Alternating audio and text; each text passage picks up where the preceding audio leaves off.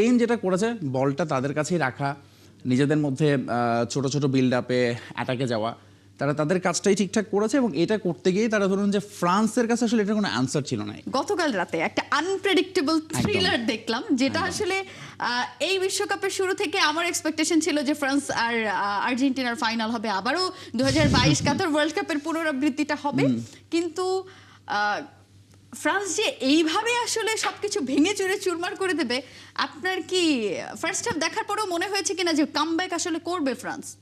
না, first half দেখার পর অবশ্য ডাউটটা বেড়েছে যে France will come back, because তাদের খেলাতে ওই চার্মটা পাওয়া যাচ্ছিল না যেতে ওয়ার্ল্ড কাপে তারা দেখিয়েছে পুরো টুর্নামেন্ট জুড়ে।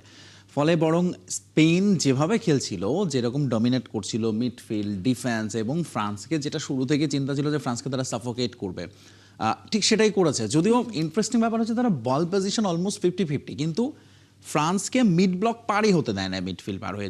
মানে আপনি 81 মিনিটস পর্যন্ত অন টার্গেট কোনো শট নাই এই ফ্রান্সের, যারা সবচেয়ে বেশি অ্যাটেম্প নেওয়া দল, সবচেয়ে বেশি ক্রস করা দল, সবচেয়ে বেশি ধরুন অলমোস্ট সবচেয়ে বেশি গোল করা দল। আর্জেন্টিনা সবচেয়ে বেশি করেছে, তারা একটা কম করেছে। কিন্তু সেই ফ্রান্সকে যখন ধরুন ওই বলাই হচ্ছিল যেটা লড়াইটা হবে ফ্রান্সের অ্যাটাক ভার্সেস স্পেনের midfield, at the same time স্পেনের ডিফেন্স এত সলিডারিটি দেখিয়েছে এবং ধরুন কয়েকবারই তারা বল পেয়েছে, এবং ফ্রান্সের জন্য যেটা খুব ডেঞ্জারাস, ডিরেক্ট বল নিয়ে কুইক লং পাস থেকে ঢুকে যাওয়া, সেরকম তারা কয়েকবার অ্যাটেম্পও পেয়েছে। কিন্তু এমবাপ্পে যখন দেখলাম যে ফার্স্ট থেকে বল নিয়ে এগুচ্ছে 1-1, হঠাৎ করে দেখি আরও ডিফেন্সে তার সঙ্গে আরও 2-3 জন যোগ হয়ে যাচ্ছেন। ফলে অলওয়েজ ডি বক্সে স্পেন নিজেদের ওভারলোড করে রাখতে সমর্থ হয়েছে। অ্যাট দ্য সেম টাইম তারা দ্রুত অ্যাটাকে উঠেছে এবং অর্গানাইজড ওয়েতে যখনই সুযোগ পেয়েছে, মাঝখানে তো ধরুন ওই 3 জনের পাশাপাশি এই পাশ থেকে ইয়ামাল ওয়াজ মোর কার্যকর আমি বলবো এই ম্যাচে।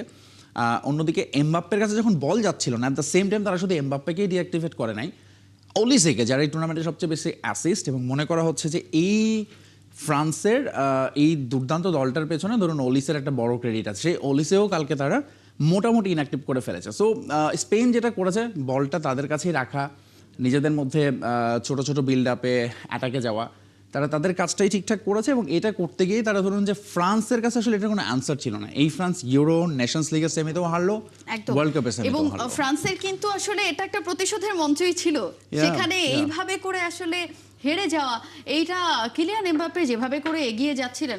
প্রত্যেকটা ওয়ার্ল্ড কাপে কিন্তু আমরা দেখি বড় দলগুলো যাদেরকে আমরা বড় বিবেচনা করছি, যে কোনো একটা ম্যাচে গিয়ে বড় একটা ধাক্কা খেয়ে ফেলে, এবং সেটা যে ফ্রান্স এইরকম একটা ম্যাচে যেখানে ফাইনালে এক পা দিয়ে রাখার মতো অবস্থা, সেখানে গিয়ে ধাক্কা খাবে, এইটা আসলে ফ্রান্সের জন্য বড় একটা কি বলবো রিগ্রেটের জায়গাও কিনা, যে মানে ছোট ছোট কিছু ভুল না, অফকোর্স ছোট ছোট ভুল মানে কি, আপনি দেখেন প্রথমে ডিগনার এই ভুলটা, মানে that was a Seely mistake from a defender. আপনি যখন আপনি জানেন যে এইরকম একটা ম্যাচে এটা একটা penalty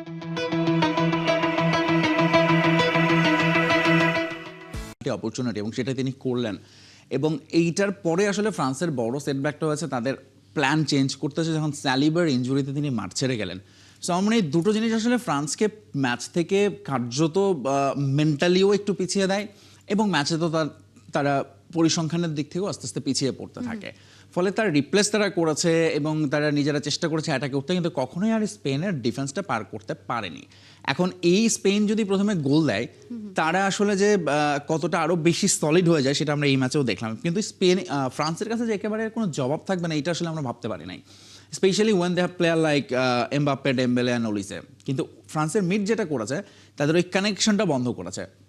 at the same time Mbappe এবং ওলিসের কাছে বল যাচ্ছিল খুব কম, উল্টো তারা তাদের ধরুন কুকুরে একপাশ দিয়ে যেরকম বারবার উঠেছে, ট্র্যাক ব্যাক করেছে, সেইটারও আসলে কোনো আনসার ফ্রান্সের কাছে ছিল না। তারা স্পেনকে থামানোর কোনো সুযোগ তো ছিল না, বরং তারা নিজেরা বারবার থেমে যাচ্ছিল। ফলে স্পেন আমার মনে হয় একেবারে ডমিনেট করে যেটা বলে সেটাই তারা করেছে। পুরো ম্যাচে ধরুন ফ্রান্স যা শট নিয়েছে 80 মিনিটের পরে, মোটে 3টে অন টার্গেট শট তারা নিতে পেরেছে।